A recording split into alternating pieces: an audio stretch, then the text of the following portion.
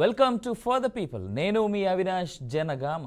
ఇవాళ వచ్చినటువంటి రిజల్ట్స్ చూసి నిజంగానే చాలా వరకు అందరూ ఆశ్చర్యానికి గురయ్యారు. వాస్తవానికి ఈ రెండు రాష్ట్రాల్లో కూడా కాంగ్రెస్ పార్టీయే విజయకేతనం ఎగురవేస్తుందని అనుకున్నారు. అయినప్పటికీ అసలు ఎవరు ఊహించని విధంగా హర్యానాలో మూడోసారి హ్యాట్రిక్ కొడుతూ బీజేపీ హస్తగతం చేసుకుంది ఆ రాష్ట్రాన్ని.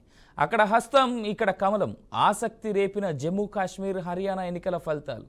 ప్రజా సమస్యలకు పరిష్కారం దొరుకుతుందా? జనం గెలిచారా లేక పార్టీలే గెలిచాయా? ఆర్టికల్ 370 రద్దు ఏమిచ్చింది? కాశ్మీర్లో కాషాయ దళం ఎందుకు వెనుకబడింది? క్రీడల్లో మద్దతు లేకే వినేష్ ఫోగట్ రాజకీయాల్లోకి వచ్చిందా? ప్రశ్నించేందుకే ఆమెను ప్రజలు గెలిపించుకున్నారా? ఇదే ఇవాల్టి for the people topic. Right, ఈరోజు మనతో పాటు ఈ డిబేట్లో పాల్గొంటున్నటువంటి నా ప్యానల్ మెంబర్స్ శ్రీరామ్ కుంజే గారు, విశ్లేషకులు, తులసిరెడ్డి గారు కాంగ్రెస్ పార్టీ నుంచి జాయిన్ అవుతూ ఉన్నారు, అలాగే బీజేపీ నుంచి బాజీ గారు, కోటేశ్వరరావు గారు అలాగే విశ్లేషకులు జాయిన్ అవుతూ ఉన్నారు. సో ఈ నలుగురితో మన ఈ డిబేట్ని ప్రారంభిద్దాం. Good evening to the panel. Welcome to BRK news అండి. రైట్, అయితే హర్యానాలో మనం ఎక్స్పెక్ట్ చేసినటువంటి విధంగానే రిజల్ట్ వచ్చిందా? ఓ పక్క జమ్మూ అండ్ కాశ్మీర్లో ఆర్టికల్ 370 అబ్రిగేషన్ తర్వాత కూడా ఆర్టికల్ 370ని మేము తీసేస్తాము అనేటువంటి మాట, ఆర్టికల్ 370 మళ్ళీ పునరుద్ధరిస్తాము, జమ్మూ కాశ్మీర్ స్వతంత్ర ప్రతిపత్తి కల్పిస్తాము అనేటువంటి మాట కాంగ్రెస్ చెప్తే ఆ మాట నమ్మే కాంగ్రెస్ అక్కడ హస్తగతం చేసుకుందా జమ్మూ కాశ్మీర్ అనేటువంటి విషయాన్ని తెలుసుకుందాం. ముందు శ్రీరామ్ గారితో మొదలెద్దాం. శ్రీరామ్ గారు, గుడ్ ఈవినింగ్ అండి. Good evening to all our panel. Sriram garu, మీ మైక్ మ్యూట్లో ఉంటుంది. Good evening Avinash garu. Good evening sir. చెప్పండి, ఇప్పుడు జమ్మూ కాశ్మీర్లో ఇటు కాంగ్రెస్ గెలవడం కావచ్చు, హర్యానాలో బీజేపీ గెలవడం కావచ్చు, ఎలా చూస్తున్నారు మీరు? మిక్స్డ్ రిజల్ట్స్ వచ్చినాయి. అయితే జమ్మూ కాశ్మీర్ విషయాన్ని తీసుకుంటే కనుక ఇంకా అక్కడ అంటే లోయలో చాలా ఇబ్బందులు ఉన్నాయి భారతీయ జనతా పార్టీకి. ఎందుకంటే ముస్లిం సమాజం ఎక్కువగా ఉంటుంది కాబట్టి అక్కడ ఇంకా పూర్తి స్థాయిలో అక్కడ పట్టు సంపాదించలేకపోయింది. కొంతవరకు బెటర్, కానీ జమ్మూ ఏరియాలో మాత్రం మొదటి నుంచి కూడా స్ట్రాంగ్ గానే ఉంది. ఇప్పుడు ఇంకా కొంచెం ఎక్కువ స్ట్రాంగ్ అయిందని చెప్పాలి. ఇప్పుడు భారతీయ జనతా పార్టీని అక్కడ మనం జమ్మూ కాశ్మీర్ లో తక్కువ చేయడానికి అవకాశం లేదు. కాకపోతే ఏంటంటే అక్కడ ప్రభుత్వాన్ని ఏర్పాటు చేయలేకపోయారు, అంతే. ప్రభుత్వాన్ని ఏర్పాటు చేయలేకపోయారు, కానీ ప్రభుత్వాన్ని ఏర్పాటు చేయడానికి చేసిన ప్రయత్నాలు దెబ్బతిన్నాయి. అక్కడ రామ్ మాధవ్ గారిని కూడా తీసుకెళ్లారు. ఎందుకంటే రామ్ మాధవ్ గారిని గత కొంతకాలంగా బీజేపీలో నుంచి పక్కన పెట్టి మళ్ళీ వెనక్కి పంపించి ఇవన్నీ చేసిన తర్వాత మళ్ళీ మొన్న రామ్ మాధవ్ గారిని, ఎందుకంటే అక్కడ చాలా కీలకంగా పనిచేశారు. అంతకుముందు పీడీపీతో కలిసి భారతీయ జనతా పార్టీ ప్రభుత్వాన్ని నడిపిన టైంలో రామ్ మాధవ్ గారు చాలా కీలకంగా పనిచేశారు. ఆయనకి కాశ్మీర్ లో నూక్ అండ్ కార్నర్ అంతా తెలుసు. సో అలాంటి వ్యక్తిని అక్కడికి పంపించినా కూడా పెద్దగా అక్కడ ఫలితాలు రాలేదు. ఆర్టికల్ 370 తర్వాత అక్కడ ఏమన్నా మార్పు వస్తుందా అంటే సమాజంలో మార్పులు వచ్చినాయి, కానీ సమాజంలో ఉన్న మనుషుల మేధస్సులో ఇంకా మార్పులు రాలా. ఎందుకంటే బోర్డర్ ఏరియాలో ఉన్నారు కాబట్టి ఆ బోర్డర్ ఏరియాలో పాకిస్తాన్ ప్రభావం ఇంకా కనిపిస్తూనే ఉంది. ఎందుకంటే లాస్ట్ మొన్న ఎంపీ ఎలక్షన్ లో చూస్తే ఒక వేర్పాటువాది అయిన ఇంజనీర్ గెలిచాడు అక్కడ. ఇంజనీరింగ్ అంటే పేరే ఇంజనీర్, వాస్తవానికి ఇంజనీర్ కాదనుకుంటా. సో ఆయన గెలిచాడు. సో అలా జైల్లో ఉండి మరీ గెలిచాడు. సో అట్లాంటి పరిస్థితులు ఇంకా పుల్వామా కానీ అలాంటి బార్డర్ ఏరియాస్ లో ఉన్నాయి. సో ఆ పరిస్థితి రావాలంటే ఇంకా కొంత టైం పడుతుంది అన్నది ఇప్పుడు మనకు అర్థమవుతున్న విషయం. ఓవరాల్ గా అక్కడ ఇప్పుడు కాంగ్రెస్ పార్టీ అంటే కాంగ్రెస్ పార్టీ ఏం వచ్చేలేదు. అక్కడ వచ్చింది ఎవరు? ఫరూక్ అబ్దుల్లాకి సంబంధించిన పార్టీ కదా అక్కడ మెజారిటీగా వచ్చింది. కాకపోతే కూటమిలో కాంగ్రెస్ పార్టీ ఉంది కాబట్టి మన మీడియా అంతా కూడా కాంగ్రెస్ పార్టీ అని చెప్తోంది. కాంగ్రెస్ పార్టీ రాలేదు, కాంగ్రెస్ పార్టీ కాదు, అక్కడ వచ్చింది ఫరూక్ అబ్దుల్లా పార్టీ. మెజారిటీ స్థానాలు వచ్చినాయి. రేపు పొద్దున అక్కడ ముఖ్యమంత్రిగా కూడా ఒమర్ అబ్దుల్లానే అవుతాడు. సో అట్లాంటి పరిస్థితి అక్కడ ఉంది. సో గతంలో కన్నా ఓట్లు పెరిగినాయి భారతీయ జనతా పార్టీకి, సీట్లు కూడా పెరిగినాయి. అందువల్ల ఎంతో కొంత పాజిటివ్ గా చూడాలి తప్ప పూర్తిగా నెగిటివ్ గా చూడాల్సిన అవసరం అక్కడ లేదు. అట్ ది సేమ్ టైం అంత మాత్రం చేత భారతీయ జనతా పార్టీ ఏదో సాధించేసిందా అంటే సాధించిందని పూర్తిగా చెప్పడానికి కూడా అవకాశం లేదు. ఎందుకంటే ఆర్టికల్ 370 తర్వాత బ్రహ్మాండమైన మార్పు ప్రజల్లో వస్తుంది అనుకున్నారు, కానీ పార్టీ పట్ల పూర్తిగా పాజిటివ్ దృక్పథం వస్తుందేమో అనుకున్నారు, కానీ ఆ స్థాయిలో రాలేదు. కాబట్టి ఇంకా కొంత పనిచేయాలి, గట్టిగా పనిచేయాల్సిన అవసరం ఉంది. రైట్, ఎందుకంటే అక్కడ రకరకాల ఆర్ఎస్ఎస్ కూడా అక్కడ చాలా శాఖలు తెరిచింది ఈ మధ్య కాలంలో. ఆర్టికల్ 370 ఎత్తేసిన తర్వాత నుంచి అనేక ఆర్ఎస్ఎస్ శాఖలు అక్కడ విస్తరించినాయి. కాకపోతే ఇంకా ఏంటంటే పూర్తిగా జనంలోకి చొచ్చుకు వెళ్ళలేదు. ఈ ఏదైతే భారతీయ జనతా పార్టీ భావజాలం కానీ లేదంటే హిందుత్వ భావజాలం కానీ మీరు ఏదన్నా చెప్పండి, అది ఇంకా పూర్తి స్థాయిలో అక్కడ తెచ్చుకొని వెళ్ళలేదు. కారణం ఏంటంటే మెజారిటీగా ఉన్న వాళ్ళందరూ ముస్లింలు. అక్కడ హిందూ సమాజాన్ని లోయలోంచి తన్ని తగిలేశారు. మనందరికీ తెలుసు ఆ చరిత్ర అంతా. 1989 అప్పుడు ఏది జరిగిందో మనందరికీ తెలుసు. వాళ్ళందరూ వచ్చి కాశ్మీరీ పండిట్లందరూ ఢిల్లీ వీధుల్లో రిక్షాలు తొక్కుతూ తిరుగుతున్నారు ఇప్పటికి కూడా. సో ఆ పరిస్థితులన్నీ తెలుసు కాబట్టి అవన్నీ కూడా పునరుద్ధరించగలిగితేనే వాస్తవ పరిస్థితులు ఏ విధంగా అయితే ఉన్నాయో, అంతకుముందు 1989 కన్నా ముందు వాస్తవ పరిస్థితులు ఏ విధంగా ఉన్నాయో ఆ పరిస్థితులను పూర్తిగా అక్కడ తీసుకురాగలిగితేనే అక్కడ పూర్తిగా ఎలక్షన్ అనేది వన్ సైడెడ్ గా జరగకుండా జరుగుతుంది. ఏ పార్టీ అన్నా గెలవనండి, కాంగ్రెస్ గెలవనండి, బీజేపీ గెలవనండి, ముఫ్తీ సయీద్ గెలవనివ్వండి, లేదంటే ఫరూక్ అబ్దుల్లా వాళ్ళ అబ్బాయి ఒమర్ గెలవనివ్వండి, ఎవరు గెలిచినా కూడా వన్ సైడెడ్ గా కాకుండా జరుగుతుంది. ఆ పరిస్థితులు పునరుద్ధరించాల్సిన బాధ్యత ఇప్పుడు కేంద్ర ప్రభుత్వం మీద ఎంత ఉందో, ఇప్పుడు కొత్తగా వచ్చిన ఇప్పుడు కాంగ్రెస్ పార్టీ ప్లస్ ఆ ఒమర్ అబ్దుల్లా ఇద్దరు కలిసిన కూటమి ఏదైతే ఉందో వాళ్ళు ఆ పరిస్థితులను తీసుకొచ్చి ఇప్పుడు ఢిల్లీలో ఉన్న ఏదైతే అక్కడి నుంచి తరిమేయబడ్డ వాళ్ళందరినీ కూడా వెనక్కి తీసుకెళ్లగలిగితే కాంగ్రెస్ కి సంబంధించిన పార్టీ ఇప్పుడు కూడా ఇనిషియేటివ్ తీసుకుని, రాహుల్ గాంధీ గారు కూడా ఇనిషియేటివ్ తీసుకుని వాళ్ళందరినీ కూడా వెనక్కి తీసుకెళ్లగలిగితే అప్పుడు పరిస్థితులు మారుతాయి అక్కడ. లేకపోతే ఎప్పుడు కూడా వన్ సైడెడ్ గానే ఉంటుంది. లోయలో ఒక రకంగా ఉంటుంది, జమ్మూకి వచ్చేసరికి ఒక రకంగా ఉంటుంది. కాశ్మీర్ పరిస్థితి right. I will come back to you sir. ఎందుకంటే ప్యానెల్లో ఉన్న అందరు మెంబర్స్ని ఒకసారి మాట్లాడించేటువంటి ప్రయత్నం చేద్దాం. నిన్న కూడా ఇదే ఇష్యూ జరిగింది. తులసిరెడ్డి గారు నిన్న కూడా ఉన్నారు. Right. Koteswara Rao garu good evening. So good evening to all our panel again. Tulasi Reddy garu ఇప్పుడే జాయిన్ అయ్యారు కాబట్టి అందరు ప్యానల్ మెంబర్స్ అందరికీ good evening and welcome to BRK news for the people debate. So Koteswara Rao garu, మీరు ఎలా చూస్తున్నారు? ఇప్పుడు ఇందాక శ్రీరామ్ గారు చెప్పినట్టుగా ఇట్స్ నాట్ స్ట్రైట్ కాంగ్రెస్ కూటమి ఏదైతే గెలిచిందో జమ్మూ అండ్ కాశ్మీర్లో, అదేవిధంగా హర్యానాలో అయితే చాలా పెద్ద హోప్స్ ఉండే కాంగ్రెస్ పార్టీకి. ఇన్ఫ్యాక్ట్ వాళ్ళు ఎర్లీగా సెలబ్రేషన్ స్టార్ట్ చేశారు. ఆ తర్వాత స్లోగా బీజేపీ గెలిచిన తర్వాత ఆ సెలబ్రేషన్స్ అన్ని పక్కదో పట్టాయి. సరే, అది వేరే విషయం. అయినప్పటికీ జమ్మూ కాశ్మీర్లో కాంగ్రెస్ కూటమి రావడం అనేటువంటి బిగ్ థింగ్ గా చూడొచ్చు అంటారా?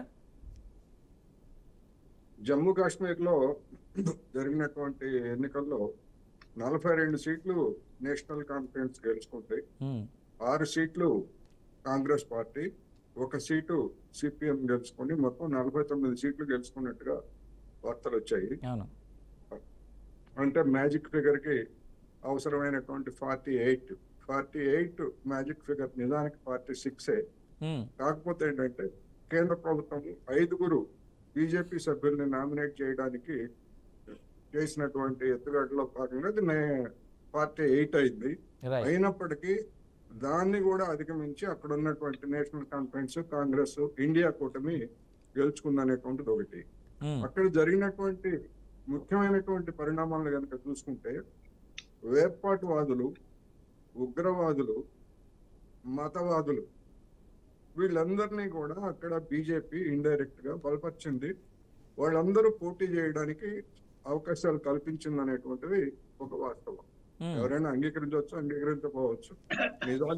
నిజాలు ఎప్పుడైనా తర్వాత అయినా బయటకు వస్తాయి. అటువంటి శక్తులందరూ ఓడిపోయారు అక్కడ.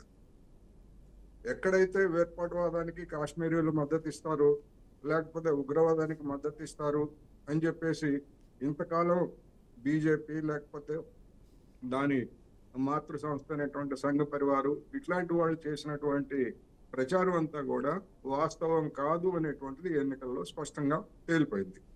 అదేవిధంగా ఆర్టికల్ 370 తోటి అసలు అంతకుముందు ఏదో కాశ్మీర్ అనేటువంటిది ఎక్కడో భారతదేశానికి వెలుపల ఉన్నట్టు, ఆర్టికల్ 370 రద్దు అయిన తర్వాతనే భారతదేశంలో విలీనం అయినట్టు, మొత్తం దాంతో కాశ్మీర్ సమాజం మొత్తం తమకు మద్దతుదారులుగా మారుతుంది అని చెప్పేసి చెప్పినటువంటి నేరేటివ్ కూడా వాస్తవం కాదు అనేటువంటిది తేలిపోయింది.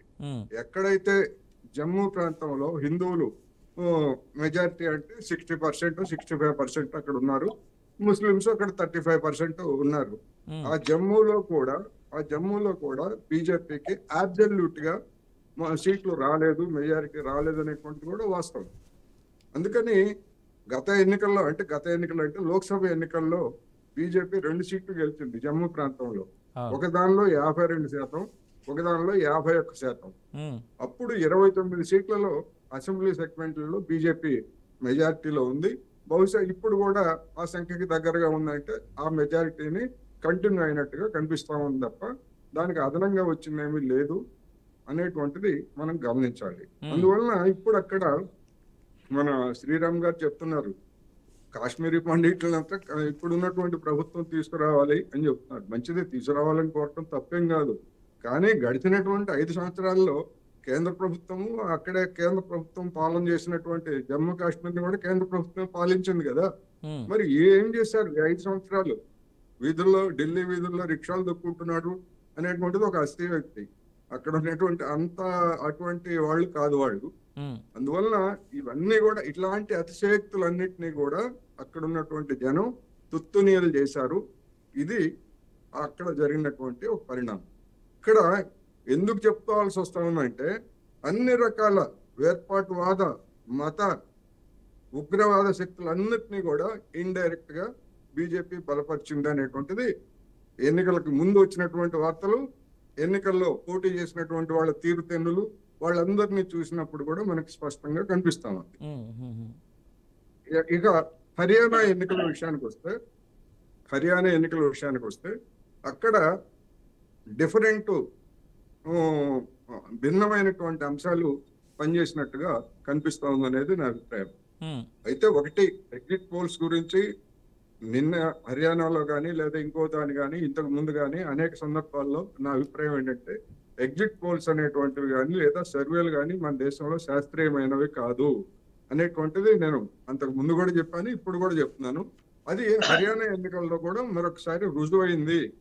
అనేక మంది భావించినట్టుగా ఎన్నికలకు ముందు వివిధ పత్రికల్లో లేదా ఛానల్స్ లో వచ్చినటువంటి సర్వేలు, విశ్లేషణలు ఇవన్నీ కూడా యాంటీ ఇన్కంబెన్సీ, ప్రభుత్వ వ్యతిరేకత అనేటువంటిది బలంగా ఉంది. అందుకని కాంగ్రెస్ వస్తుంది అనేటువంటి అభిప్రాయాలను వ్యక్తం చేశారు. అయితే అలాంటి అభిప్రాయం నాకు కూడా ఉన్నమాట వాస్తవం, ఎన్నికల ఫలితాలు రాకముందు. కానీ ఈ ఫలితాలు వచ్చిన తర్వాత జరిగినటువంటి ఇంకా పూర్తిగా ఓటింగ్ వివరాలు ఇవన్నీ కూడా ఇంకా స్పష్టం కాలేదు కనుక 2-3 ప్రాథమికమైనటువంటి అబ్జర్వేషన్స్ నేను చేయదలుచుకున్నాను నాకు వచ్చినటువంటి. ఒకటి, జాట్స్ కాంగ్రెస్ పార్టీ జాట్స్ పార్టీగా అది కాంగ్రెస్ వాళ్ళే స్వయంగా చేసుకున్నారు. దానికి తోడు బీజేపీ లేదా ఇతర శక్తులు కూడా కాంగ్రెస్ ని జాట్ పార్టీగా వర్ణించారు. ఎందుకంటే ఉత్తరాదిన జాట్లు అనేటువంటి వాళ్ళు సామాజికంగా బీసీలకి, అదేవిధంగా దళితులకి వ్యతిరేకమైనటువంటి భూస్వామిక శక్తులు అనేటువంటి అభిప్రాయం ఉంది. అందువలన అలాంటి వాళ్ళు ఉన్నప్పుడు వాళ్ళని వ్యతిరేకించేటువంటి బీసీలు కానివ్వండి, ఎస్సీలు, దళితులు కానివ్వండి వ్యతిరేకంగా ఓటు చేసేటువంటి అవకాశం కూడా లేకపోలేదు. ఆ ఫ్యాక్టర్ కొంతమేరకు పనిచేసింది అనేటువంటిది ఈ సందర్భంగా అనిపిస్తుంది. ఎందుకంటే కాంగ్రెస్ 3వ వంతు సీట్లని అంటే 28 సీట్లని జాట్లకే కేటాయించింది. ఇవన్నీ చూసినప్పుడు ఒకటి. రెండోది, బీజేపీ కూడా మిగతా రాష్ట్రాల్లో దానికి ఎదురైనటువంటి ఎదురుదెబ్బలు లేదా వివిధ రాష్ట్రాల్లో ఇప్పుడు ఆంధ్రప్రదేశ్ కానీ తెలంగాణ ఎన్నికల్లో కానీ ఉచితాలు అనేటువంటివి ప్రధానంగా పనిచేశాయి కనుక అక్కడ కూడా బీజేపీ కూడా ఆ స్థాయికి దిగి వచ్చి మేము ఉచితంగా గ్యాస్ సిలిండర్లు ఇస్తాము, అదేవిధంగా లాడీ లక్ష్మి పేరుతోటి ప్రతి మహిళకి నెలకి 2,100 రూపాయలు ఇస్తాం, ఇటువంటి ఆకర్షణీయమైనటువంటి వాగ్దానాలు బీజేపీ కూడా చేసింది.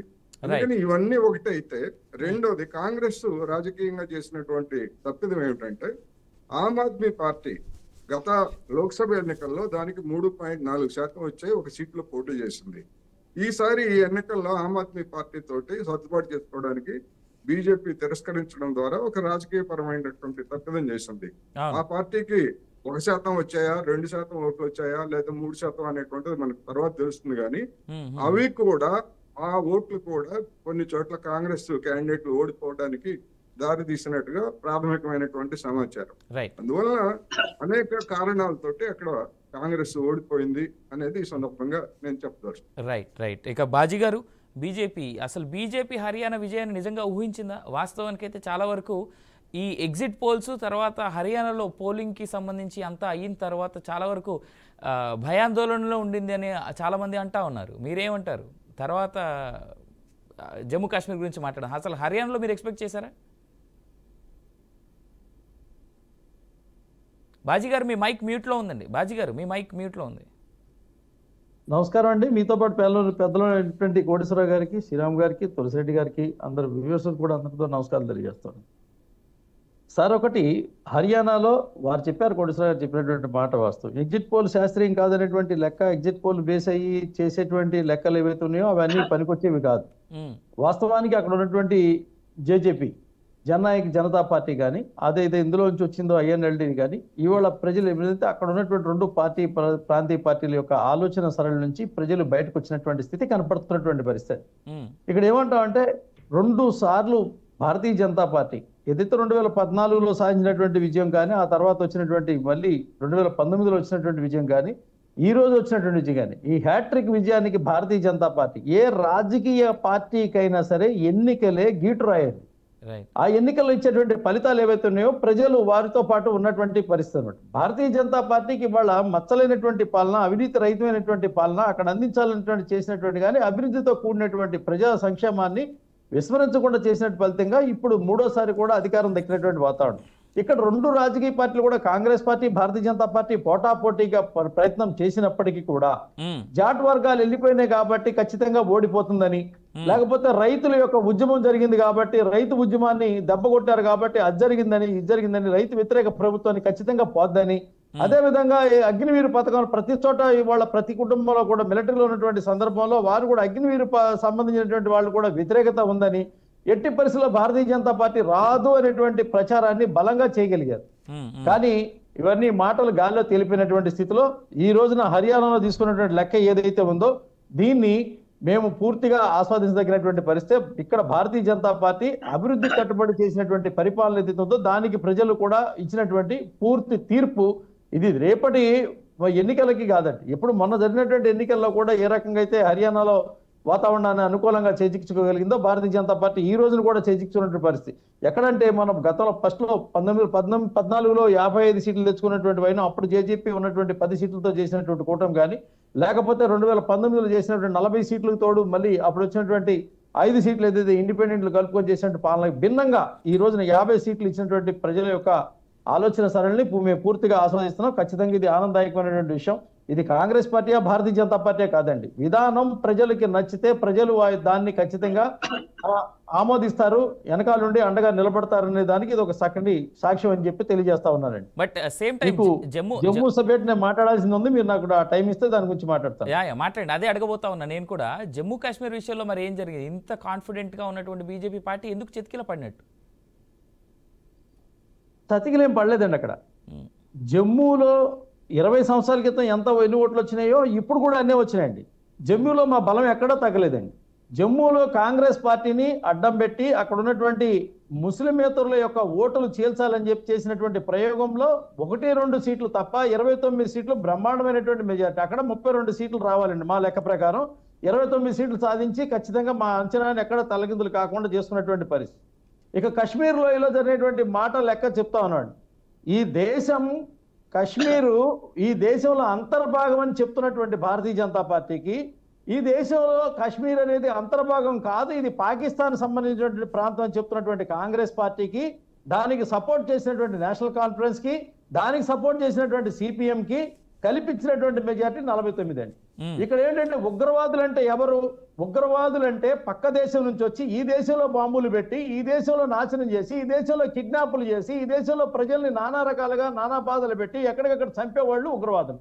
మరి భారతీయ జనతా పార్టీ ఏ దేశంలోకి వెళ్ళి చంపిందని ఉగ్రవాదులు అని చెప్పని అక్కడ ఓట్లు లేకుండా పోతారు?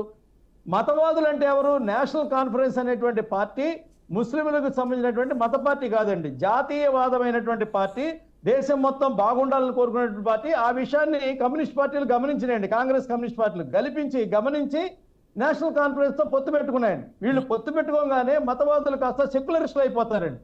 ఈ దేశంలో పాకిస్తాన్ అనేది మనకి వ్యతిరేకంగా ఆలోచిస్తున్నటువంటి తీరు జరిగినటువంటి పరిస్థితిలో అనేక మార్లు కాంగ్రెస్ హయాం నుంచి భారతీయ జనతా పార్టీ హయాం వరకు కూడా ఈ దురాక్రమణ కోసం ఈ దేశం మీద దండయాత్ర చేస్తూ ఈ దేశంలో ఉన్నటువంటి సైనికులు అనేక మందిని బలిదానం తీసుకున్నటువంటి పాకిస్తాన్ సైనికులు కానీ చైనా సైనికులు కానీ వీళ్ళందరూ కూడా ఈ దేశం మీద దండయాత్ర వచ్చినప్పుడు కూడా వాళ్ళందరూ మంచివాళ్ళు, వాళ్ళకి సపోర్ట్ చేసే వాళ్ళందరూ దేశభక్తులు, ఈ భారతదేశంలో ఉండి వాళ్ళు ఆ దేశానికి సపోర్ట్ చేస్తూ ఉంటారు.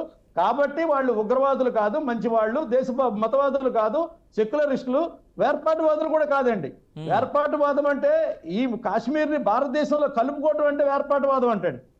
కాశ్మీర్ని తీసుకెళ్లి పాకిస్తాన్కి అప్పచెబితే అది వేర్పాటువాదం కాదంటండి. ఇది సరికొత్త నినాదం మనం నేర్చుకోవాల్సినటువంటి అంశం అన్నమాట. కశ్మీర్ లోయలో ముస్లింల యొక్క మనసుని భారతీయ జనతా పార్టీ అభివృద్ధి పేరు మీద గెలుచుకోలేకపోయిందనేది వాస్తవం అయితే, కశ్మీర్ లోయలో అల్లకొల్లనటువంటి కశ్మీర్ ని ఆహ్లాదకరమైనటువంటి పరిస్థితి తీసుకొచ్చి అక్కడ శాంతి వనాలు ఫలాలు పూషించి అక్కడ కశ్మీర్కి అనేక మంది యాత్రికులు వెళ్ళేటువంటి పరిస్థితి కల్పించడం కానీ, బ్రహ్మాండమైనటువంటి రోడ్లు వేసే పరిస్థితి కానీ, ఆసుపత్రులు ఇచ్చినటువంటి పరిస్థితి కానీ, యువత గతంలో లాగా ఉగ్రవాదులు పంచన చేరి రాళ్లు విసిరి మన దేశ సైనికుల్ని చంపేటువంటి పరిస్థితి నుంచి బయటకు తీసుకొచ్చినటువంటి వైనం కానీ, అది మన అంతర్భాగం. ఈ భరతమాత శిఖరాన్ని ఉన్నటువంటి ఒక మణికిరీటం లాంటిది కశ్మీర్ అనేది. ఆనాడు నెహ్రూ గారు చేసినటువంటి తప్పు నుంచి 370 ఆర్టికల్ని తీసుకొచ్చిన తర్వాత అక్కడ గులాం నబీ ఆజాద్ గారు లాంటి వాళ్ళు కూడా మాట్లాడినటువంటి తీరుతెన్న తర్వాత ఆయన లాంటి ఒక నాయకుడు కూడా బయటకు వెళ్ళిపోయినటువంటి కాంగ్రెస్ వ్యతిరేకించి బయటకు వెళ్ళినటువంటి తీరుతెన్నులు కూడా మనం చూసినటువంటి పరిస్థితి. ఇవాళ కశ్మీర్ మా కుటుంబానికి చెందాలని చెప్పని ఫరూక్ అబ్దుల్లా, షేక్ అబ్దుల్లా, ఉమర్ అబ్దుల్లా వాళ్ళ కుటుంబం పరిపాలించాలని కోరుకుంటున్నటువంటి కశ్మీర్ను చూస్తున్నటువంటి కమ్యూనిస్ట్ పార్టీ, అక్కడ CPM party, Congress party, Bharatiya Janata party అది వారసత్వాల పార్టీ కాదు. కశ్మీర్ అనేది మన దేశంలో ఉన్నటువంటి ఒక అద్భుతమైనటువంటి ప్రదేశం, అది మన ప్రాంతంలో ఉండాలని కోరుకున్నటువంటి భారతీయ జనతా పార్టీకి మధ్యలో జరిగినటువంటి ఎన్నిక అది.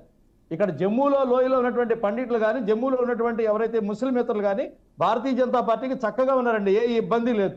వాళ్ళు ఉన్నటువంటి వాతావరణం, వాళ్ళకు ఉన్నటువంటి పని జరిగింది. ఒక కాంగ్రెస్ అనేటువంటి పావుని వాడినటువంటి కశ్మీర్ లోయలో నేషనల్ కాన్ఫరెన్స్ వాడినటువంటి విధానంలో ఓటింగ్ శాతం తగ్గి ఉండొచ్చు కాక, కానీ అధికారాన్ని దక్కించకపోవచ్చు కాక, ఇప్పుడు కశ్మీర్ అనేది భారతదేశంలో అంతర్భాగమే. అక్రమిత కశ్మీర్ కూడా భారతదేశంలో అంతర్భాగమే. కశ్మీర్ మాదంటూ పాకిస్తాన్ ముందుకొస్తే, కశ్మీర్ కోసం ఈ యొక్క కల్లోల భారతంలో ఏదైనా ఇబ్బంది కలిగించాలని ప్రయత్నం చేస్తే, భారతదేశంలో ఉన్నటువంటి సైనికులు కశ్మీర్ కోసం అవసరమైతే పాకిస్తాన్ అనేటువంటి పేజీని కూడా చిత్రపటంలో లేకుండా చేసి పాకిస్తాన్ కూడా కలుపుకునేటువంటి ప్రయత్నం చేస్తుంది.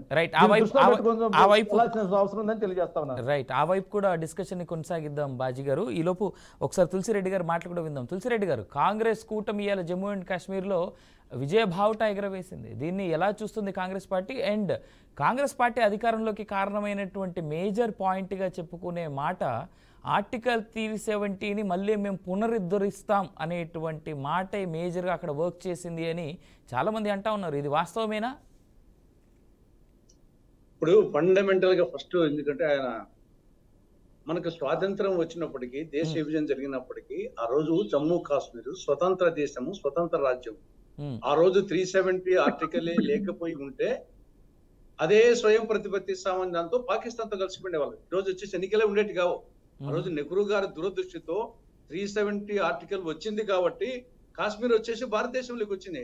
ఆ హామీనే మనం ఇవ్వకపోయింటే అదే షరతుతో వచ్చేసి ఆ పక్క పాకిస్తాన్ లో కలిసిపోయిండే వాళ్ళు. ఆ రోజు, ఈ రోజు అందరూ వచ్చేసి ఏదో అంటున్నారు కానీ ఆ రోజు వచ్చేసేది ఒక పెద్ద సంస్థానము, 2 దేశాలు, 2 పాకిస్తాను భారతదేశం మధ్య ఉంది కాబట్టి, అది బార్డర్ లో ఉంది కాబట్టి, ఆ రోజు మనం 370 ఆర్టికల్ లేకుంటే ఆ రోజు వచ్చేసి పాకిస్తాన్ లో కలిపేసిండే వాళ్ళు అదే షరతుతో.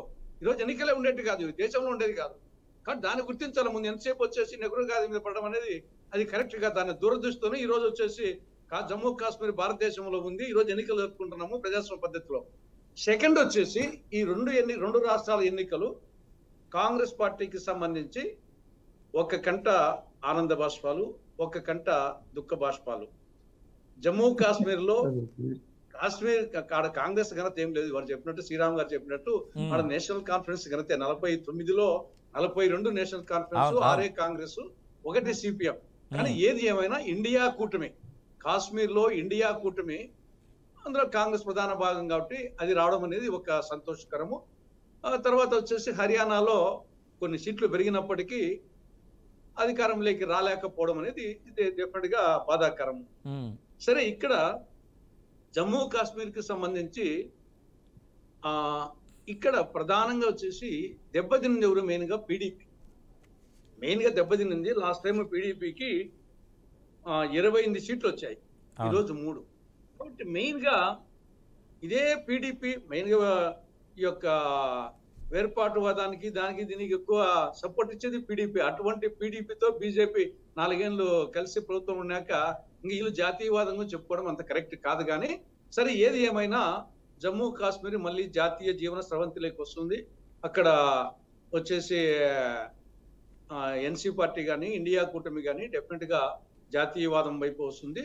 తర్వాత బీజేపీ కూడా ఇక్కడ బలంగా ఉంది కాబట్టి న్యాచురల్ గా రాబో రోజుల్లో అక్కడ ఇంకా ఈ యొక్క విభజనవాదం తగ్గిపోయి జాతీయవాదం వచ్చేసి అది కూడా మిగతా రాష్ట్రాల మాదిరిగానే జాతీయ జీవస్రవంతులకి వస్తుందని చెప్పేసి ఒక నమ్మకం కలిగింది. మన ఎన్నికల్లో కూడా టర్న్అవుట్ వచ్చేసి 63.5% వచ్చిందంటే ప్రజలు వచ్చేసి డెమోక్రసీ వైపు భారతదేశము డెమోక్రసీ వైపు ఉన్నారని అర్థమైపోతుంది. కాబట్టి డెఫినెట్గా ఒకటి మంచి పరిణామం. ఎవరు ఒకవేళ బొటాబొటిగా వచ్చినప్పటికీ అది మంచి పరిణామంగా పూర్తిగా ఎన్సీకి సొంతంగా రాలేదు. ఎన్సీ, కాంగ్రెస్, సిపిఎం కాబట్టి మూడు కలిసి 3 జాతీయవాద పార్టీలు ఉన్నాయి. కాబట్టి ఆడ పీడీపీ వచ్చింటే కొంచెం ఇబ్బందిగా ఉండేది. కాబట్టి ఆ నేపథ్యంలో బీజేపీ కూడా న్యాచురల్గా వచ్చేసి వాళ్ళు జాతీయవాదం గురించి మాట్లాడతారు. కాబట్టి రాబో రోజులు మంచి రోజులు జమ్మూ కాశ్మీర్ నా అభిప్రాయం. రెండవది హర్యానాకు సంబంధించి సరే అందరూ అనుకున్నట్టుగా రాలేకపోయినాయి. దానికి డెఫినెట్ గా బీజేపీ పోల్ మేనేజ్మెంట్ మనం అప్రిషియేట్ చేయాలి. ఇక్కడ నెగటివ్ పాయింట్స్ అన్ని వాస్తవమే. ఈ యొక్క రైతుల వ్యతిరేకత, మహిళల వ్యతిరేకత, యువత వ్యతిరేకత, నిరుద్యోగము, ధరలు అన్ని ఉన్నప్పటికీ డెఫినెట్ గా వచ్చేసి పోల్ మేనేజ్మెంట్ అనేది ఒకటి ప్రధానమైనటువంటి బీజేపీ నుండి మిగతా పార్టీలు నేర్చుకోవాల్సిన అవసరం ఉంది. అంటే ప్రతిదీ కూడా ఎవరీ నియోజకవర్గం, ఎవరీ బూత్ దాన్ని బేస్ చేసుకొని రాజకీయం చేయడం అనేది ఒక చోట 70,000తో గెలవచ్చు, అదే ఎమ్మెల్యేనే. ఇంకొక 10 సీట్లు 500తో 500తో పోవచ్చు. కాబట్టి సీట్ ఏమో ఈడ 10 సీట్లు పోతాయి, ఆడ 1 సీట్ వస్తుంది. పేరుకేమో 70,000 ఆడొచ్చుంటాయి, ఈడ 500 10 వచ్చినా 5,000. కాబట్టి పోల్ మేనేజ్మెంట్ కాడ బీజేపీ సక్సెస్ అయింది. రెండవది ఓబీసీలు కొంత బీజేపీ వైపు మొగ్గు చూపినట్టు కనపడతా ఉంది. దానికి తోడు పొత్తు అనేది జమ్మూ కాశ్మీర్లో పొత్తు అనేది ఆడ ఉపయోగపడింది. ఆడ వచ్చేసి అదే ఇక్కడ పొత్తు లేకపోవడం అనేది, అది ఆమ్ ఆద్మీ పార్టీతో పొత్తు లేకపోవడం అనేది అది డెఫినెట్ గా కాంగ్రెస్ పార్టీ, ఇండియా కూటమిలోని పార్టీలు ఆలోచించాల్సిన అవసరం ఉంది.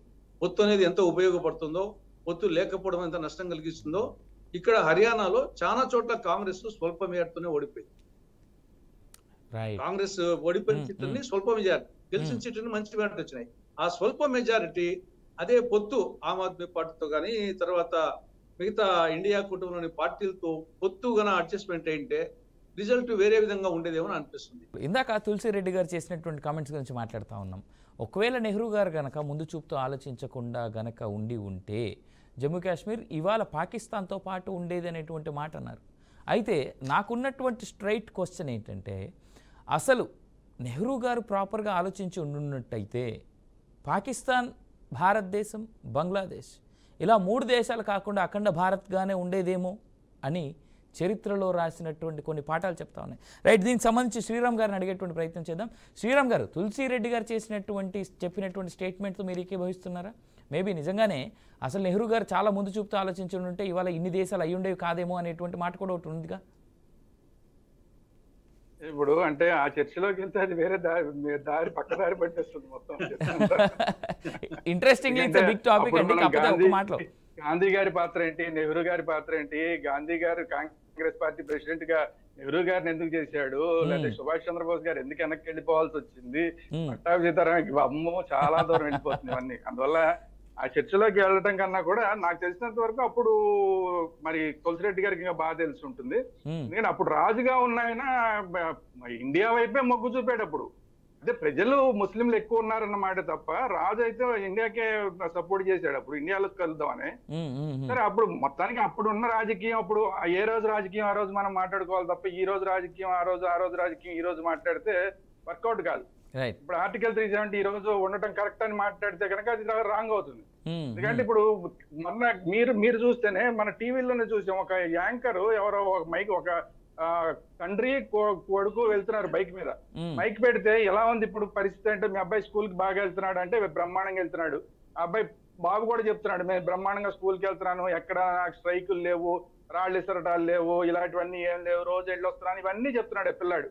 ఈ తండ్రి కూడా అన్ని కరెక్టే అని ఒప్పుకున్నాడు. అన్ని కరెక్టే అని ఒప్పుకుని ఎవరికి ఓటేసావా అంటే నేను యాంటీ బీజేపీకి ఓటేసాను అన్నాడు.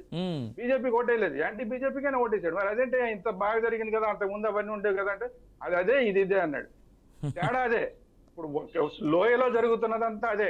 అక్కడ అభివృద్ధి ఆర్టికల్ 370 తీసేసిన తర్వాత అభివృద్ధి జరుగుతోంది అన్న మాట వాస్తవం. గతంలో ఉన్న రాళ్ళు వేసేటాలు, ఈ స్కూల్కి వెళ్ళటం అంటే రాళ్ళు వేయడం కోసం స్కూల్కి వెళ్ళటం అనే పరిస్థితులు, ఇలాంటివన్నీ మారినాయి. మారలేదు అంటే ఇక దానికి మనం ఏం చేయలేం అలా వాదన చేస్తే. కానీ పరిస్థితులు మారుతున్నాయి. కానీ ప్రజల్లో ఇంకా ఆ పాత భావజాలం ఏదైతే ఉందో అది కంటిన్యూ అవుతుంది. అది కంటిన్యూ అవడం వల్ల ఈ రోజు ఇలాంటి పరిస్థితులు భారతీయ జనతా పార్టీకి ఉన్నాయి. కాంగ్రెస్ పార్టీ కూడా అక్కడ ప్రత్యేకించి చేయగలిగింది ఏం లేదు. ఇప్పుడు మరి అక్కడ ఇప్పుడు గెలిచిన ఫరూక్ అబ్దుల్లా నేషనలిస్ట్ ఎప్పుడు అయ్యాడో మరి నాకైతే అర్థం కాలేదు. ఆయన ఎప్పుడు నేషనలిస్ట్ గా ఉంటాడు, ఎప్పుడు వేర్పాటువాదిగా ఉంటాడంటే కాంగ్రెస్ పార్టీ కేంద్రంలో అధికారంలో ఉంటే ఆయన వేర్పాటువాదిగా ఉంటాడు. పాకిస్తాన్ కి సంబంధించి సపోర్ట్ గా 100 మాటలు మాట్లాడేస్తాడు, ఇష్టం వచ్చిన స్టేట్మెంట్లు ఇస్తాడు. కానీ ఇప్పుడు మోడీ గారితో పని ఉండగానే, మోడీ గారితో పని రాగానే 10 ఏళ్ల బట్టి మోడీ గారు అన్నారు కాబట్టి ఆయన జనగణమన పాడతాడు, దేశానికి అనుకూలంగా స్టేట్మెంట్లు ఇస్తారు ఫరూక్ అబ్దుల్లా. అట్లాంటి వాళ్ళు అందువల్ల ఏంటంటే వాళ్ళని నమ్మడానికి వీల్లేదు. అయితే కాంగ్రెస్ పార్టీ, సిపిఎం పార్టీ రాజకీయంగా ఏం చేశారనేది ఎవరి ఇష్టం వాళ్ళది, ఏ పార్టీ ఇష్టం వాళ్ళది, ఎవరైనా కలవాల్సిందే. ఒక చోట వాళ్ళు రావాలనుకుంటే ఇప్పుడు గతంలో టీడీపీ తోటి ఎట్లా అయితే అవసరం కొద్దీ బీజేపీ వెళ్ళింది, అది చాలా తప్పు. నా పాయింట్ ఆఫ్ వ్యూలో కూడా టీడీపీతో కలవడం తప్పే. కానీ ఆ రోజు అవసరాల ప్రకారం అలా వెళ్ళారు. ఈ రోజు ఇప్పుడు నేషనల్ కాన్ఫరెన్స్ తోటి కాంగ్రెస్ పార్టీ వెళ్ళింది. కాంగ్రెస్ పార్టీ వెళ్ళినంత మాత్రాన ఇప్పుడు నేను ఫరూక్ అబ్దుల్లాని నేషనలిస్ట్ కాదన్నంత అన్నంత మాత్రాన కాంగ్రెస్ పార్టీ నేషనలిస్ట్ పార్టీ కాదని అన్ను. అంటే కాంగ్రెస్ పార్టీ పూర్తిగా నేషనల్ జాతీయవాదం ఏదైతే ఉంటుందో దాన్ని ఆచరిస్తుంది. ఓవరాల్ గా ఆల్ ఇండియా లెవెల్లో ఖచ్చితంగా దాన్ని ఆచరిస్తుంది. అంత మాత్రం చేసి అక్కడ ఫరూక్ అబ్దుల్లాతో కలవంగానే వాళ్ళు వేర్పాటువాదులు అంటానికి, కాంగ్రెస్ పార్టీ వేర్పాటువాదులు అంటానికి నేను సిద్ధంగా లేను.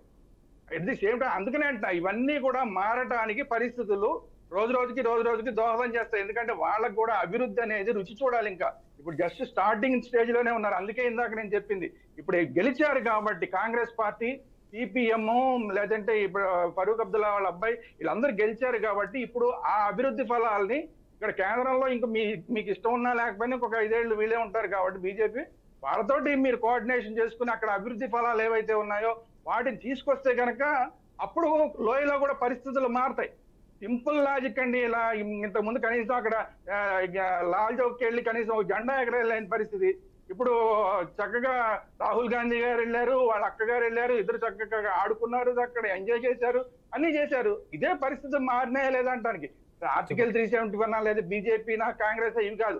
పరిస్థితులు అయితే ఈ రోజున మారినాయి. గతంలో ఉన్న పరిస్థితులకి ఈ రోజు పరిస్థితులకి నక్కకి నాగలోకానికి ఉన్నంత తేడా కాశ్మీర్ లో కనబడుతోంది. ఇది నేను చెప్పదలుచుకున్నది. రైట్. ఇక ఇందాక మీరు చెప్పిన హర్యానా విషయంలో నేను ఒక మాట చెప్పేది వదిలేస్తాను, ఎందుకంటే ఇందాక నేను మాట్లాడలేదు కాబట్టి. ఇందాక తులసిరెడ్డి గారు చెప్పింది 100కి 100% వాస్తవం. ఎందుకంటే భారతీయ జనతా పార్టీ మనకి ఇక్కడ కనబడదు, కానీ ఆంధ్రప్రదేశ్ లో, తెలంగాణలో పెద్దగా ఎఫెక్ట్, అసలు ఆంధ్రప్రదేశ్ లో అయితే ఎఫెక్టే కనబడదు, తెలంగాణలో కొంత. కానీ వాళ్ళ వాస్తవమైన వాళ్ళ బలం ఏంటంటే ఎప్పుడు అమిత్ షా గారు చెప్తుంటారు 1 booth 10 youth.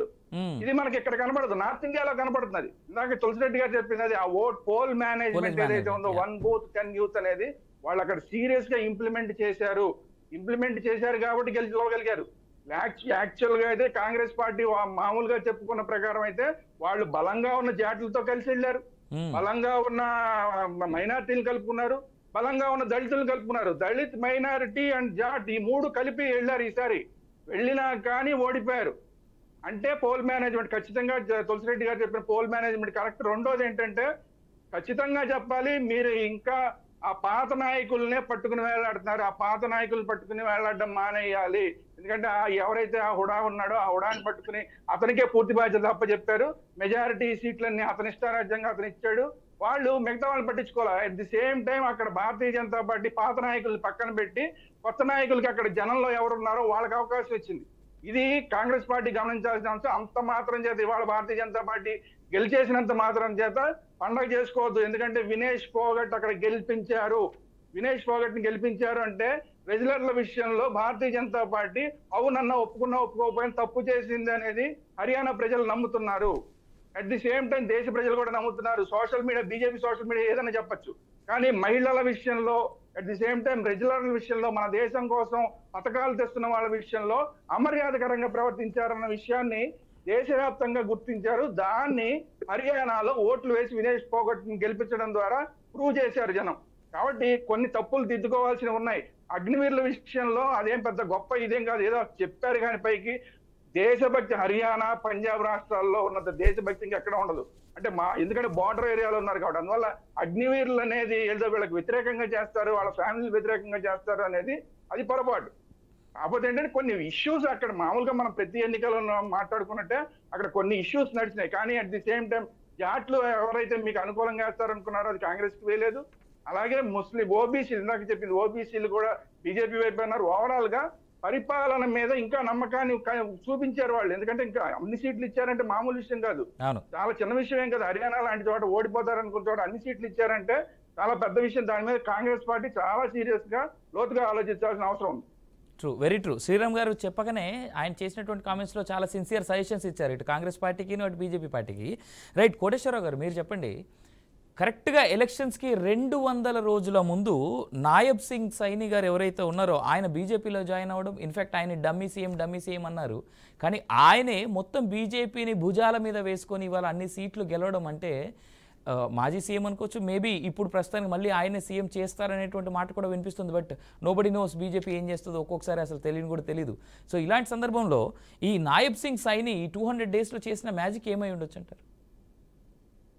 నాయబ్ సింగ్ సైని ఏదో మ్యాజిక్ చేశారని కాదు, కానీ బీజేపీ సోషల్ ఇంజనీరింగ్ పేరుతోటి అక్కడ ఓబీసీలని ఆకర్షించడంలో సక్సెస్ అయింది. ఎందుకంటే ఉత్తర భారతదేశంలో ఉన్నటువంటి సామాజిక పరిస్థితిని అంచనా వేయడంలో లేదా చీలిక తీసుకురావడంలో ఉత్తరప్రదేశ్లో కూడా ఆ విధమైనటువంటి సోషల్ ఇంజనీరింగ్ చేసి అది లబ్ధి పొందింది. అది ఈ పంజాబ్ విషయానికి వచ్చేసరికి అక్కడ ఒక్కబోల్తా పడింది. ఎందుకంటే అక్కడ ఉన్నటువంటి కాంపోజిషన్ వేరు, హర్యానా ఉత్తరప్రదేశ్ లో ఉన్నటువంటి పొజిషన్ వేరు.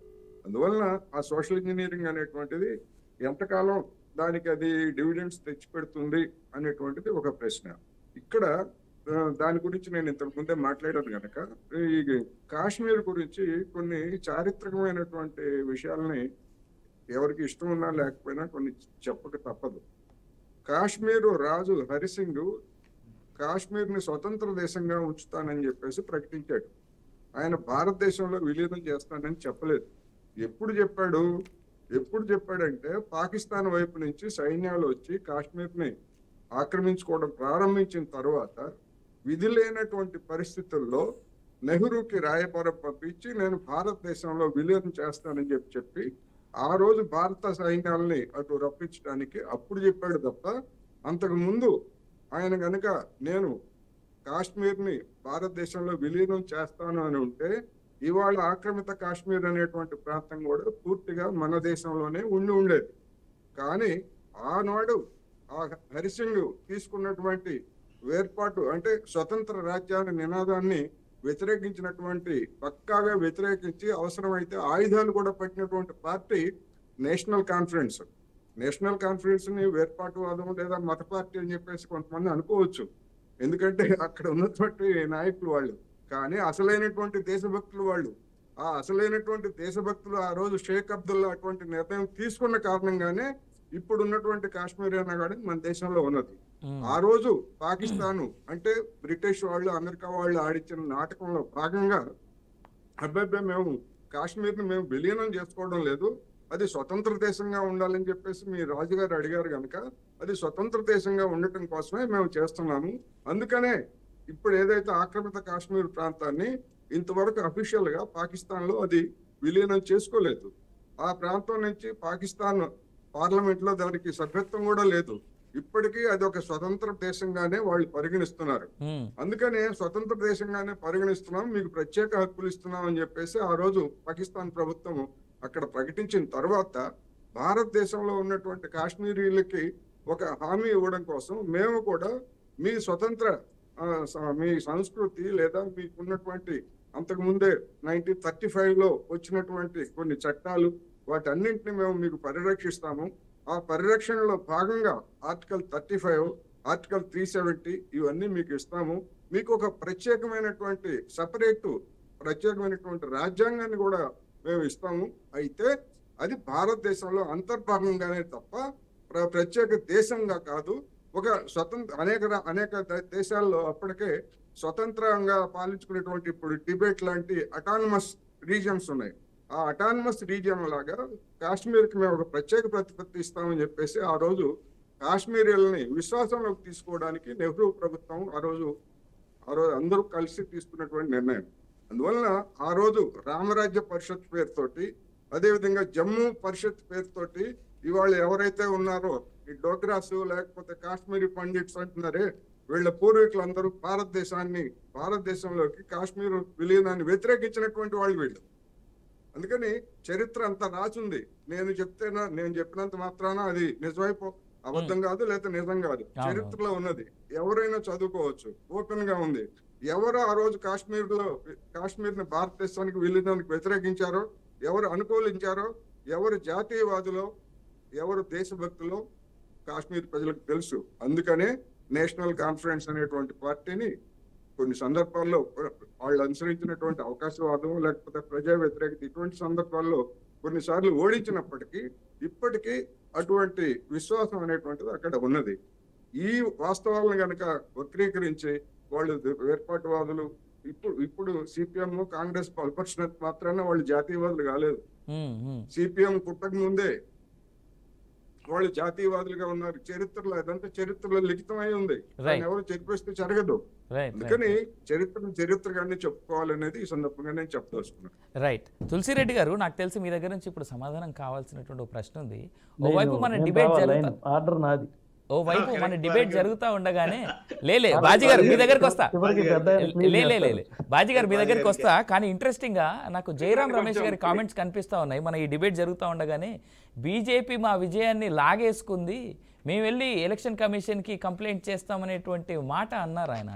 అంటే ఎక్కడైతే బీజేపీ గెలుస్తుందో అక్కడ మాత్రమే ఈవీఎంల ట్యాంపరింగ్ అనో లేదంటే బీజేపీ లాగేసుకుందనో అనేటువంటి కామెంట్స్ కాంగ్రెస్ పార్టీకి పరిపాటి అయిపోయింది. దీన్ని అసలు నిజంగానే దేశం ఎలా చూడాలంటారు? అంటే ఎందుకంటే ఇది చాలా ఇంట్రెస్టింగ్గా ఎప్పుడు బీజేపీ గెలిచిన చోటల్లా బీజేపీ లాగేసుకున్నట్టు, కాంగ్రెస్ గెలిచిన చోటల్లా ఇది ప్రజా విజయం అన్నట్టుగా ఒక కామెంట్ వినిపిస్తూ ఉంది. లైక్ ఒక న్యూట్రల్ విధానంలో చూస్తే అసలు దీన్ని ఎలా చూడాలి? ఎందుకు కాంగ్రెస్ పదే పదే ఇదే కామెంట్స్ చేస్తూ ఉంటుంది? మీరే తులసిరెడ్డి గారు మీరే చెప్పాలి దీనికి సమాధానం. ఎందుకంటే మీ పార్టీ నాయకులే చేసింది, జయరాం రమేష్ గారే చేశారు కామెంట్స్. దీని మీద నేను కామెంట్ చేయదలుచుకోలే, ఎందుకంటే మా వాళ్ళే చేశారు కాబట్టి. సార్ తప్పించుకునే స్వభావం కాకపోతే దీని మీద సమాధానం మీరే చెప్పాలి సార్, ఎందుకంటే ఇంత సీనియర్ నాయకులు కొన్ని అదే సమాధానమా? సమాధానం చెప్పేశారు ఆయన, అంతే అంటారా? రైట్. కానీ ఒక మాట మీరు చెప్పండి, ఇప్పుడు హర్యానాలో జాట్లు ఒకవైపు మనం చూసాం, రీసెంట్గా జరిగినటువంటి పార్లమెంట్ ఎన్నికల్లో కూడా చూసాం జాట్ల ప్రభావం ఏ విధంగా కనబడింది, ఏ విధంగా ఉండడం వల్ల బీజేపీ తన యొక్క పార్లమెంట్ స్థానాలు చాలా వరకు కోల్పోవాల్సి వచ్చింది. అలాంటిది ఇవాళ హర్యానాలో జాట్లు ఇంత ప్రభావితం చూపేటువంటి లొకేషన్లో బీజేపీ గెలవడానికి కాంగ్రెస్ ఎట్లా చూడొచ్చు అంటారు? ఎందుకంటే అప్పటికి రిజర్వేషన్ల పేరు మాటన చాలా పెద్ద ఎత్తున ఓ పెద్ద ఉద్యమాన్ని చేపట్టింది కాంగ్రెస్ పార్టీ పార్లమెంట్ ఎలక్షన్స్ టైంలో. అది ఇప్పటికీ ఇంకా నడుస్తూనే ఉంది ప్రజల్లో. అయినప్పటికీ హర్యానాలో కాంగ్రెస్ పార్టీ ఓటమి ఎట్లా చూస్తుంది కాంగ్రెస్ పార్టీ? ఇప్పుడు జాట్ల ఓట్లు కూడా చీలింటాయి. ఇప్పుడు జాట్లు వచ్చేసి కాంగ్రెస్ ఉన్నప్పటికీ అక్కడ ఐఎన్ఎల్డి కూడా మెయిన్ జాట్ల మీద ఆధారపడింది. ఇండియన్ నేషనల్ లోక్దళ్ పార్టీ కూడా ఐఎన్ఎల్డి మెయిన్ గా జాట్ల మీదనే. అదే విధంగా జననాయక్ జనసేన పార్టీ కూడా మెయిన్ గా వాళ్ళు కూడా వచ్చేసి జాట్ల మీదనే. కాబట్టి జాట్లు గంపగుత్తగా వచ్చేసి అనేది కాదు. తర్వాత నేషనల్ ఇంత మొన్నటి వరకు కూడా బీజేపీకి అనుకూలంగా ఉండే నేపథ్యం కూడా ఉంది. కాబట్టి ఓవరాల్ గా రైతాంగం కాబట్టి ఈ లోపల ఢిల్లీ జరిగినటువంటి రైతు వ్యతిరేక విధానాలు దాని మీద వచ్చేసి రైతు ఉద్యమాలు దాని మీద కొంత బీజేపీకి దూరం అయ్యారు. కానీ బీజేపీకి టోటల్ గా మొన్నటి వరకు బీజేపీకి ఎక్కువ మంది ఉండింది. కాబట్టి జాట్లు గంపగుత్తగా కాంగ్రెస్ పార్టీకి పడే పరిస్థితి ఏం లేదు. కాకపోతే ఏమంటే కొంత రైతు ఉద్యమాల వల్ల కొంత ఎక్కువ వచ్చే అవకాశం ఉంది. కానీ ఇక్కడ అట్ ది సేమ్ టైం అక్కడే కాదు, ఒక క్యాస్ట్ కు ఒక పార్టీ ముద్ర పడితే మిగతా క్యాస్ట్ దూరం అవుతారు. ఇది ఎక్కడా జరిగేది. యూజువల్ గా వచ్చేసి రెడ్లు, ఇప్పుడు for example Rayalaseema Reddlu domination అంటాం. ఎంతమంది ఉంటారు రెడ్లు డామినేషన్ ఉంటే? ఈవెన్ పులిందల కాన్స్టెన్సీ ఒక 15% ఉంటుంది. మిగతా 85% మిగతా కులాల వాళ్ళే, ఎస్సీలు, బీసీలు, మిగతా కులాల వాళ్ళు. కాబట్టి అదే విధంగా అక్కడ కూడా జాట్లు వచ్చేసి డామినేటింగ్ అంటే మొత్తం వచ్చేసి 100% వాళ్ళు లేదంటే 75% వాళ్ళు ఉండరు. వాళ్ళు ఉంటే ఒక 15%, 20%, 25% ఉంటాడు గొప్ప. మిగతా వాళ్ళు అనేకం ఉంటారు. కాబట్టి ఏ పార్టీకి అయినా సరే ఒక కులానికి ముద్ర వేసుకుంటే మిగతా కులం వాళ్ళు దూరం అవుతారు. అది కూడా దృష్టిలో పెట్టుకోవాలి. మరి అక్కడ కొంతవరకు ఓబీసీలు ఆ యాంగిల్లో వచ్చేసి ఈ కాంగ్రెస్ కు జాట్ పార్టీగా ముద్రపడి ఎన్నికలు వచ్చినప్పుడు ఓబీసీలు కొంచెము బీజేపీకి మొగ్గు చూపుతారు. కాబట్టి అది విధంగా ఇక్కడ నష్టం జరిగిండొచ్చు, లాభం జరిగిండొచ్చు. కాబట్టి ఏ పార్టీ అయినా సరే అందరి పార్టీగా ఉండాలా, ఏ నాయకుడైనా అందరి నాయకుడిగా ఉన్నప్పుడే అది ఉంటుంది. కానీ ఏదో తాత్కాలికంగా కొన్ని సందర్భాల్లో ఉపయోగపడచ్చు. కానీ పొద్దసం వచ్చేసి ఆ కులముద్ర అనేది ఏ పార్టీకి నష్టమే కలిగిస్తుంది నా అభిప్రాయం. నాకు తెలిసి ఇప్పుడు హర్యానాలో అదే జరిగిందని ఒక్కో మాటతో కొట్టేశారు అయితే మీరు తులసిరెడ్డి గారు. రైట్. బాజీ గారు మీరు చెప్పండి, జయరాం రమేష్ గారు చేసినటువంటి కామెంట్స్ ఇప్పుడు లైవ్లో వస్తూనే ఉన్నాయి, ఆల్రెడీ కింద స్క్రోలింగ్ వేస్తూనే ఉన్నాం మేము కూడాను. ఆ కామెంట్స్ ఇప్పుడు చెప్పినట్టుగా జాట్ల కమ్యూనిటీ పార్లమెంట్లో నిజంగా చాలా ఇబ్బంది పెట్టింది అనేటువంటి మాట బీజేపీ సీనియర్ నాయకులు నార్త్ ఈస్ట్ నుంచి ఉన్నటువంటి వాళ్ళు చాలామంది చెప్పినటువంటి సందర్భాలు చూసాం. ఇవాళ అదే జాట్లు బీజేపీతో నిలబడ్డారని అనుకోవచ్చు అంటారా? అంటే ఇక్కడ ఒకటే అండి, వారి పెద్దలు తులసిరెడ్డి గారు చెప్పినటువంటి విషయం చెప్పాక రెండోది చెప్పాల్సింది ఉంది నాకు. నేను ఒక మాట క్లియర్ చేస్తానండి. ఏంటంటే ఆంధ్రప్రదేశ్లో సామాజిక వర్గాల వారీగా కమ్మవారు ఆధిపత్యం చేస్తారు. ఇది ఒక నానుడిగా ఒక సామాజికంగా ఉన్నటువంటి లెక్క.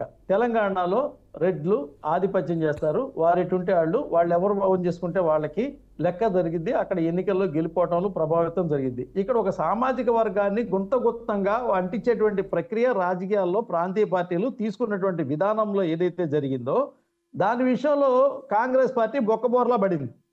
ఇక్కడ ఎందుకని అంటామంటే వారు మిగతా ఆర్గనైజేషన్ పరంగా రాజకీయంగా పోలింగ్ బూతులు మెయింటైన్ చేసుకోవటం ఇదంతా లెక్క వేరు. ఆర్గనైజేషన్ సెటప్ అది భారతీయ జనతా పార్టీకి బలీయంగా ఉన్నటువంటి పరిస్థితి. దేశవ్యాప్తంగా కూడా అనేక చోట్ల ఎక్కడ తక్కువ ఉండొచ్చు, తక్కువ ఉండకపోవచ్చు, లేకపోతే కొన్ని చోట్ల గెలుపుని ప్రభావితం అత్యధికంగా చేయొచ్చు, కొన్ని చోట్ల చేయకపోవచ్చు. కానీ అల్టిమేట్ గా సాధించినటువంటి సీట్లు ఏవైతే ఉన్నాయో వాటిని లెక్క చూసుకోవాల్సిన పరిస్థితి వచ్చినప్పుడు ఇవాళ ఆంధ్రప్రదేశ్లో ఈ సామాజిక వర్గానికి వ్యతిరేకంగా ఓటు కూడగొట్టడం విషయంలో 2019 ఎన్నికల్లో ప్రతికూలమైనటువంటి వైసీపీ పార్టీ చేసినటువంటి 5 ఏళ్ల పరిపాలన తర్వాత వాళ్ళు ఏం చెప్పారు, నా ఎస్టీ, నా బీసీ, నా మైనార్టీ అని చెప్పని ఒక విధానం తీసుకునేసరికి ఎగనెస్ట్ ఉన్నటువంటి ఓటు ఏదైతే ఉందో అంతా కూడా సాలిడ్ అయ్యి వ్యతిరేకంగా పడినటువంటి పని జరిగింది.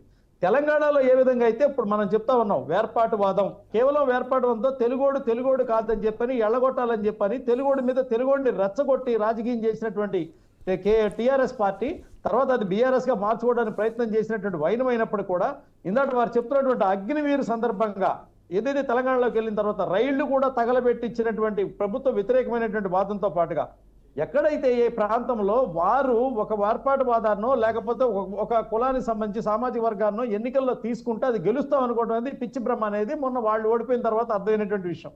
ఇక్కడ మనం ఏమంటామంటే సమాజంలో అన్ని వర్గాలను కలుపుకొని రాజకీయంగా అభివృద్ధి చేసేటువంటి ప్రక్రియ పోతే కొంతమంది విభజించినప్పుడు కూడా కొంతమంది కలిసి వస్తారు అని అనడానికి హర్యానా ఒక ఉదాహరణ, జమ్మూ కాశ్మీర్ లో కూడా ఒక ఉదాహరణ అండి.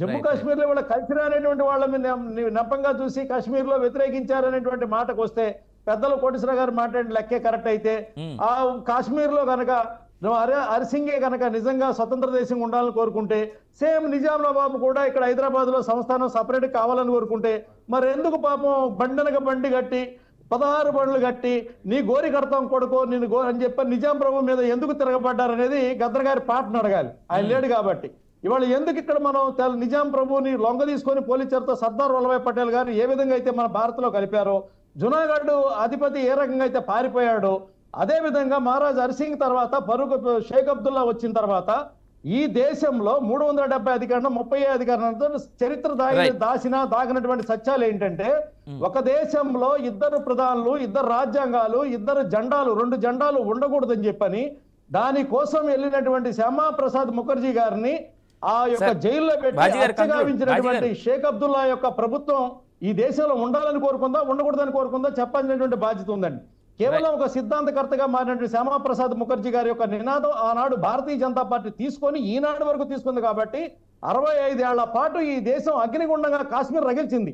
ఆనాడు సర్దార్ వల్లభాయ్ పటేల్ గారు కనుక అవకాశం ఇచ్చినట్టయితే నెహ్రూ గారు ఆ సమస్య అక్కడతోనే 560 సంవత్సరాలు విలీనం చేసినటువంటి ఉక్కుమణి చేతిలో కశ్మీర్ కూడా భారత్ లో చెప్తానండి. ఏమంటారంటే కశ్మీర్ లెట్ మీ కంప్లీట్ అండి. కశ్మీర్ విడిపోయేటప్పుడు కశ్మీర్ కనుక విషయం అయితే పాకిస్తాన్ విడిపోయేటప్పుడు నెహ్రూ గారు ఉదాత్త హృదయంతో కశ్మీర్ కనుక విషయాన్ని తేల్చి ఉన్నట్టయితే జిన్నాతాలు వారసులు మన మీద పగబట్టే వాళ్ళ మన దేశం మీదకి వచ్చేవాళ్ళ? నాకు తెలిసి అది చాలా పెద్ద టాపిక్. బాజీ గారు నెహ్రూ గారి టైంలో జరిగింది, తర్వాత కాశ్మీర్ టైంలో జరిగింది ఏంటంటే కాశ్మీర్ వేర్పాటు విధానం టైంలో జరిగింది. ఒక సపరేట్ టాపిక్ మనం తీసుకోవాల్సిన అవసరం ఉంది. అది ఇక్కడ అప్రస్తుతం as of now. Of course Tulasi garu quote చేశారు, తర్వాత దానికి క్లారిటీ కోటేశ్వరరావు గారు ఇచ్చారు, అట్లే శ్రీరామ్ సార్ కూడా ఇవ్వడం జరిగింది. సో మనం దాన్ని కంప్లీట్ సపరేట్ టాపిక్గా తీసుకుందాం.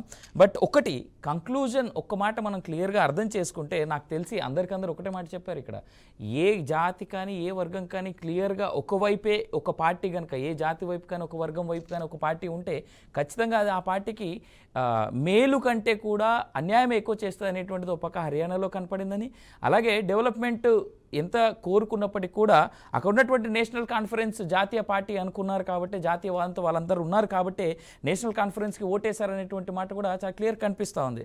Right. So once again I would like to thank all my panel members. రేపు మరోసారి మరో టాపిక్లో మళ్ళీ మీ అందరితో కలిసేందుకు నేను ప్రయత్నం చేస్తాను. అప్పుడు ఒకటి మాత్రం వాస్తవం, గెలిచిన వాళ్ళు ఆనందంగా ఉండడానికి, ఓడిపోయిన వాళ్ళు బాధపడుతూ ఉండడానికి ఇది సమయం కాదు. కావాల్సిందల్లా ఏంటంటే ప్రజల్లో ఉండి ప్రజల కోసం పోరాడేటువంటి నాయకులు ఎప్పుడు గెలుస్తూనే ఉంటారనేటువంటిది ప్రతి ఎలక్షన్ మనకు చెప్తా ఉన్నటువంటి ఆన్సరే. సో దీన్ని బట్టి అర్థం చేసుకోవచ్చు.